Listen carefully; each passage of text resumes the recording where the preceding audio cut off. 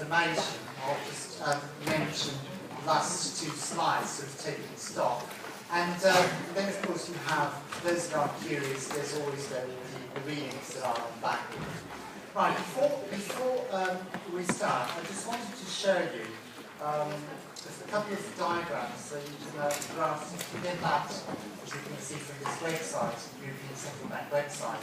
This shows you, because it makes sense given this last lecture, this shows you the exchange rate of the British pound against the euro.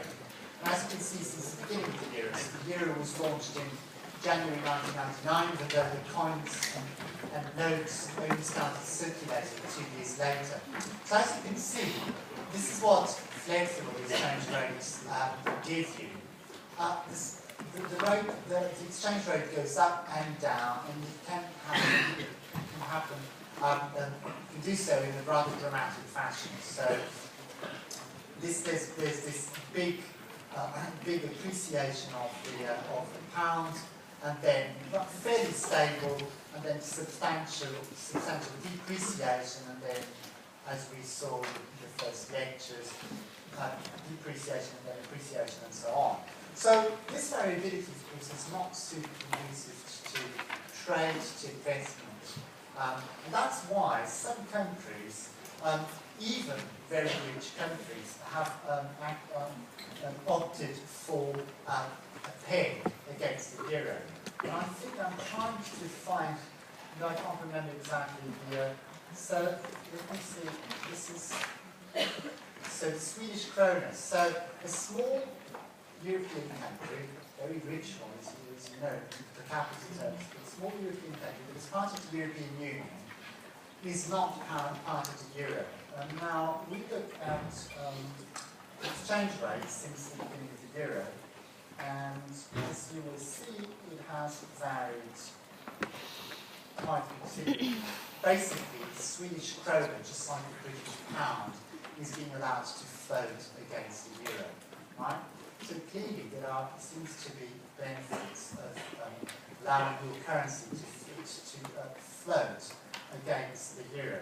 But another small country, Denmark, is not part of the euro, but has pegged its exchange rate against the euro very, very successfully. Now, I can't, can I go for this one? Yeah, that's the same. Just no, South Korea.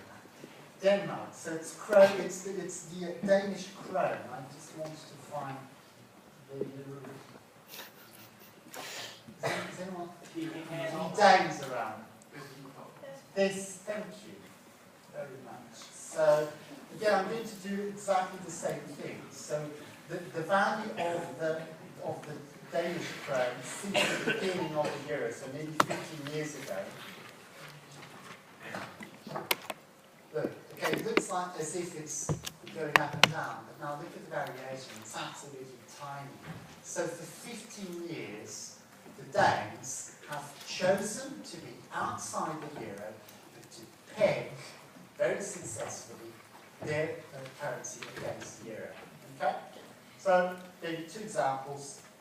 The British pound, the Swedish krona, they're floating, and the Danish krone, they have decided to go for a peg, a very successful one against the euro.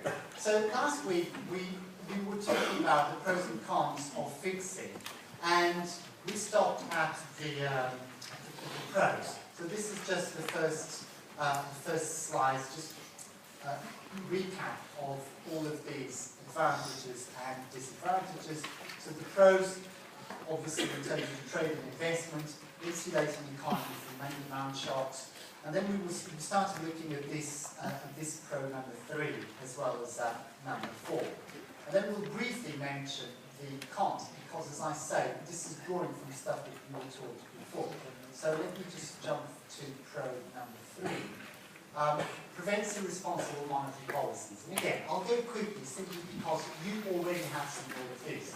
So this is figure 21. And what this is showing is that once you have fixed your exchange rate, there's no way to stimulate the economy by starting to print money. Why? Because in terms of our diagrams, printing money means you're trying to shift the age to the right. As you can see, this would stimulate economic activity. However, as you increase the supply of money, that puts downward pressure on interest rates. Yet again, I mean, very basic simple diagrams.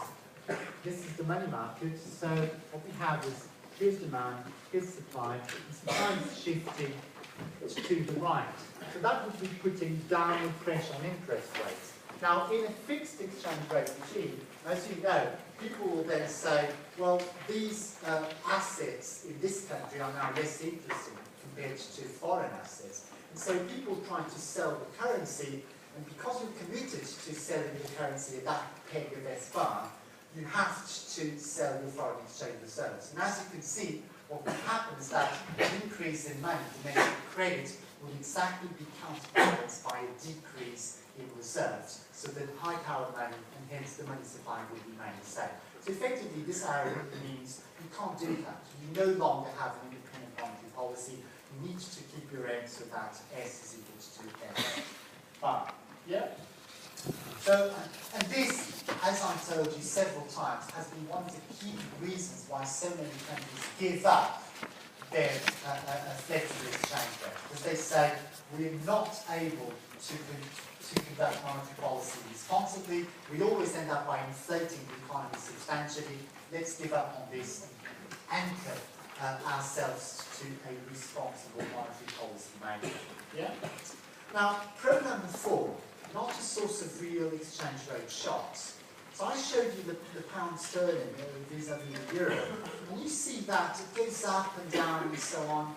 And if you think about the reasons for this, of course there are the so-called fundamentals that we talked about in the first 2 lectures, the outlook of the growth of the British economy relative to the euro and so on. But there are also lots of forces that may not have to do with that. In particular, since the majority of trading happens because of other reasons than trade, and it happens because of speculation, there is good reasons to believe that a lot of the fluctuations have nothing to do with fundamentals. So if people, for example, start become optimistic about the country and they start buying a lot of the currency appreciates. Now, why is that problematic? Because this could be a source of shocks.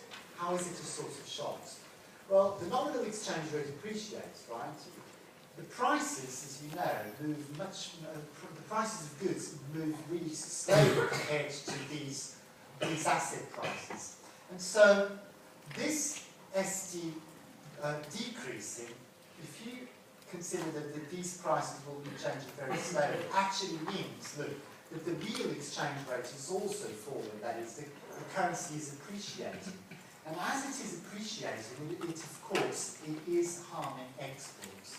And so these kinds of periods of optimism where, for whatever reason, the currency appreciates because you have substantial capital inflows, or because there's just pure speculation like carry trade, end up by having impact in the real economy. And so the exchange rate being flexible is itself a source of shock. And several economists, until the euro crisis, were sort of saying this is one of the key reasons why Britain should join the euro, because this flexible pound vis-a-vis other currencies has not been great. It hasn't been really that amazing, nice shock absorber that I will be talking about in 5 minutes. It has actually been a source of shocks. So it goes up and down, and with it, the competitiveness of British exporters. Yeah. So that's an important pro. Now the cons are this small typo, con number 2. So no longer, so once you fix your exchange rate, the exchange rate is no longer a shock absorber. So here's an example of this. Suppose people become pessimistic about the future. Consumers, firms, and autonomous, what we would call in autonomous demand, our A, drops. Yeah? So, as you can see, if nothing else happens, so if the real exchange rate doesn't change, and if government expenditure doesn't change, this drop in demand, people are spending less, firms are also investing less, so demand less, will actually cause a one-to-one change in economic activity. So that's why I wrote in here, delta y is equal to delta A. There's a drop in demand of 5 billion, output will drop by those 5 billion. Yeah? And so on this our simple AADD diagram, we have the following. The drop in demand is a shift, so we started at in equilibrium minus 1. The drop in demand is a shift of the curve from dd minus 1 to dd 0. Yeah? The shock happens at time 0. Now, because you have to keep the exchange rate constant at that S bound, that drop in demand, that effectively means the drop in demand for money as well, will have to be accommodated by a reduction in the main supply. So that interest rate needs to remain the same. I'm trying to find. That interest rate needs to remain the same. So if that demand for money drops, like this, then the supply of money will also have to drop by the same amount. And so the interest rate will need to remain the same. That's the only thing that will guarantee, according to our parity condition, that the exchange rate will remain the same. And as you can see, the AA curve is induced to decrease to that point 0, AA 0. Is that all right? So to recap, the shock is on the DD side, but the money market needs to respond because less demand for goods also means less demand for money, and you need to reduce the money supply to keep the interest rate constant. Okay? Now contrast this with a flexible exchange rate regime. You don't need to intervene, right? So this is not, sorry, this thing's terrible. What, sorry? So this is interest rate and this is the money supply. So a drop in the demand for money, as you can see, does not have to be accompanied by a reduction in the money supply. And so what's going to happen, of course, is that, look, the interest rate falls. And if the interest rate falls, what's going to happen to capital flows? There's going to be an outflow, right? Because assets, domestic assets, remember the parity condition, domestic assets are now giving lower returns than foreign assets. And so people sell the domestic currency, and as they sell the domestic currency, this is a crucial change, the currency is going to depreciate. And why is that good news for the economy? Why is that now going to have the exchange rate working as a shock absorber? Because as the currency depreciates, output, rather than dropping all the way down to this, will end up by dropping less. So this DD curve, if you look at these two panels, the DD curve shifts by exactly the same amount. And under a fixed exchange rate, the economy goes to 0.0, so a big drop in output.